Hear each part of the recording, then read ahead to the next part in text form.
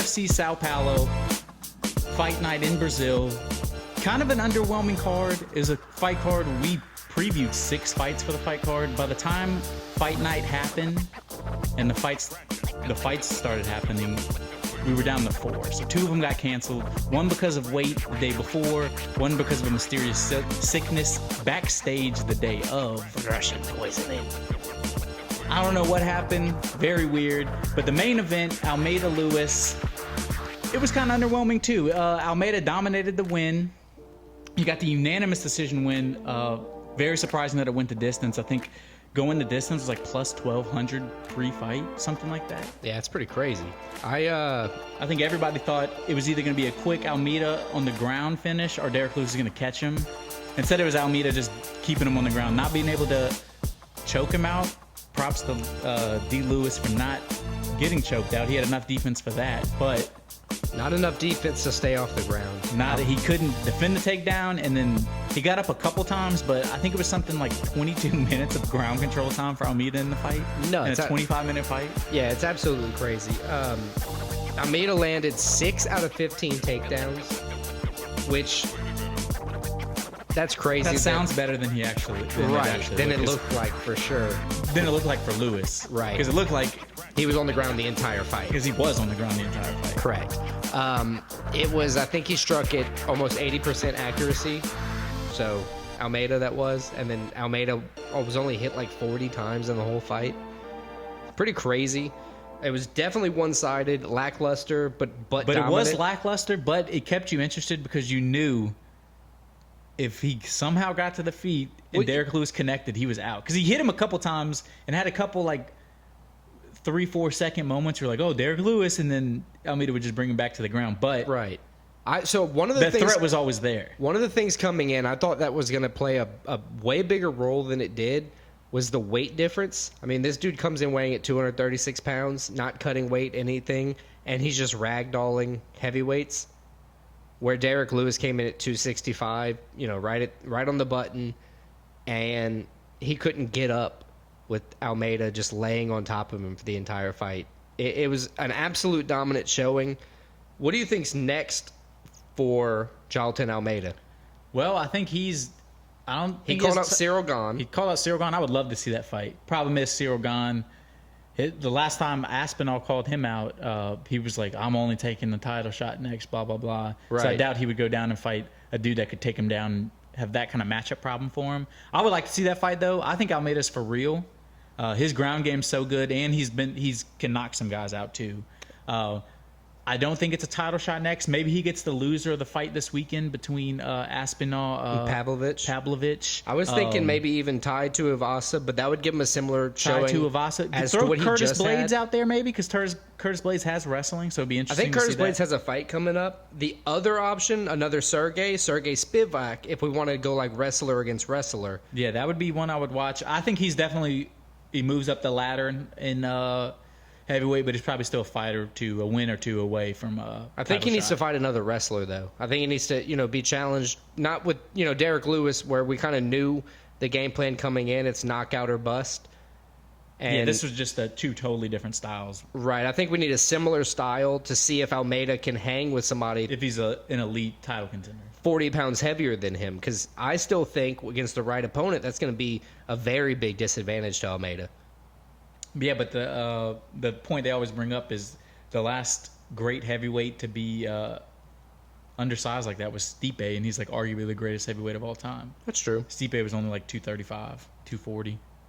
Yeah. Well, look, the co-main, if the heavyweight was lackluster, the co-main was an electric performance. It left everybody speechless. I'm sure it left you speechless. Left me speechless. It was surprising too. I think both Bonfim brothers came out. With a lot of hype. One loss to start their career, but both second fights in the UFC was great rebounds. Fighting in Brazil. Right, fighting on their home turf in Brazil. Ismael Bonfim was canceled due to a weight miss the day before. And then Gabriel, his older brother, co-main the undefeated coming in. And got completely I think he won slapped. The first round, but he either ran out of gas. It seemed like he hit a wall. Round. He hit a wall. People online were trying to say it seemed like he kind of quit. I don't think he quit. I just think I think he might have gotten hit. I mean, it was less than 30 seconds left in the round. If you're going to quit, you're not quitting then. You're quitting in the beginning of the round.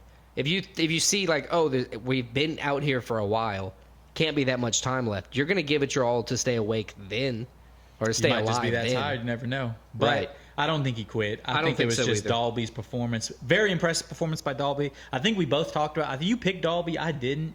But I said No, I picked Bonfim. Oh, you did pick Bonfim? I lost that one as well. I thought you picked. But we talked about Dalby. We both picked Bonfim, but Dalby was definitely capable and he was definitely dangerous, and he proved that.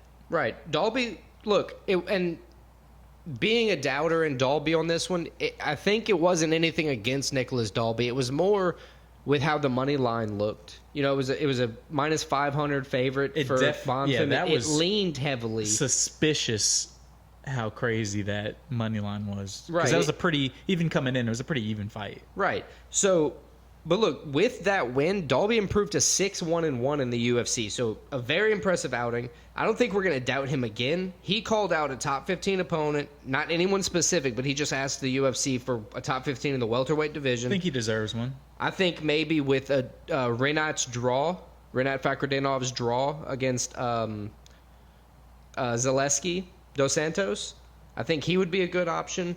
I think another good option would be either Neil Magny or Kevin Holland. You know, both of them fought recently, so they could always be kind of in line to fight again. Yeah, I feel like you always throw those two guys at somebody to be like, what Can they level hang? are you at?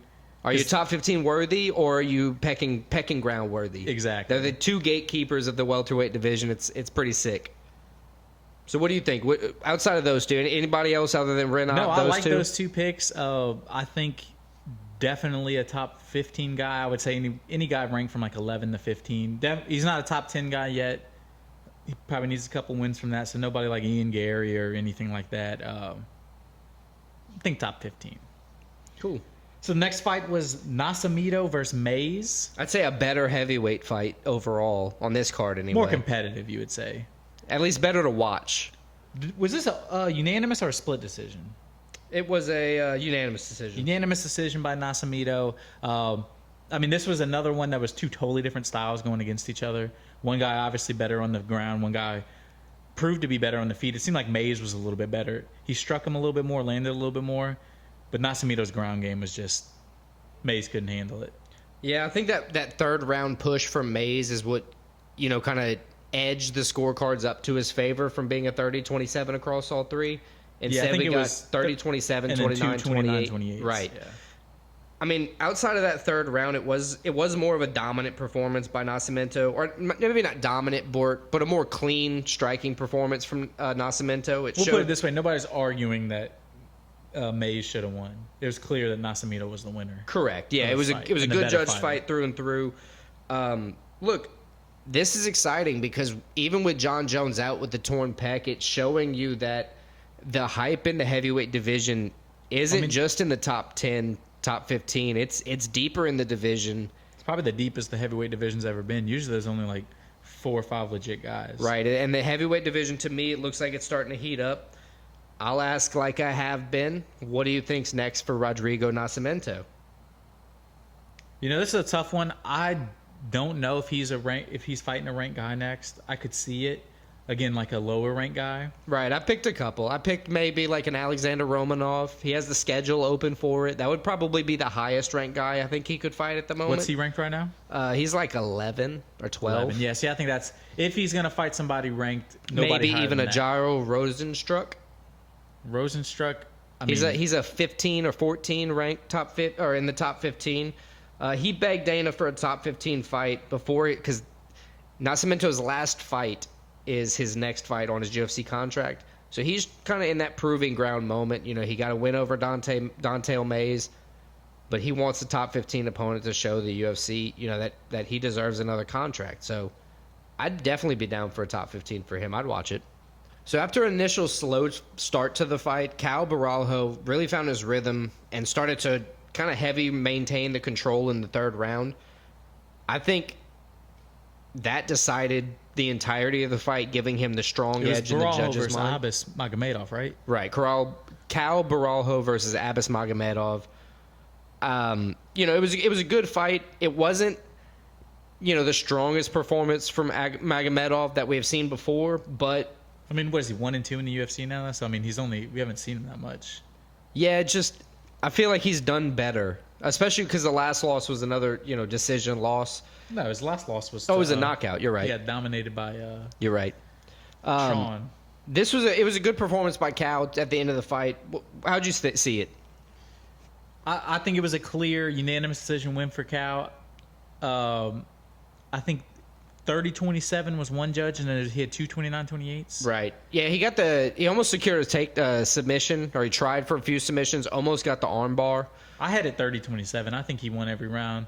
I think it was a lot like the last fight where it was you watch that and nobody is legitimately arguing that Rodolfo didn't win the fight. My only problem is I picked Abbas pre-fight, so now then kind of going and watching the fight, I watched it with an Abbas lens, if you will, or an Abbas bias. So I'm not arguing the judges were right, but then it made me agree with the 29-28s at the very least. But who do you think's next for Cal? He called out Dreykus, which we got that announcement. Dreykus is fighting. I mean, there was no way he was going to fight. No, he wasn't fighting Dreykus anyway, but at least we don't have to worry about it now. Yeah, Drake is fighting for the title. So he's not getting that. Maybe Gastelum, Chris Curtis, Anthony Hernandez, if he gets a top 15. Chris Curtis, I wouldn't mind seeing that fight. Yeah, I mean, Cal's got that attitude with the kind of shitty tattoos, free spirit across his throat. And then I forget what's on his arm, but it's like, just don't die or something like that. Yeah, and he was bitching on Twitter after the rankings updated after his fight that he wasn't ranked. He was calling politics and bullshit. Yeah. So he's a guy, he's got a personality. He's a Brazilian Colby Covington at this point, in my mind.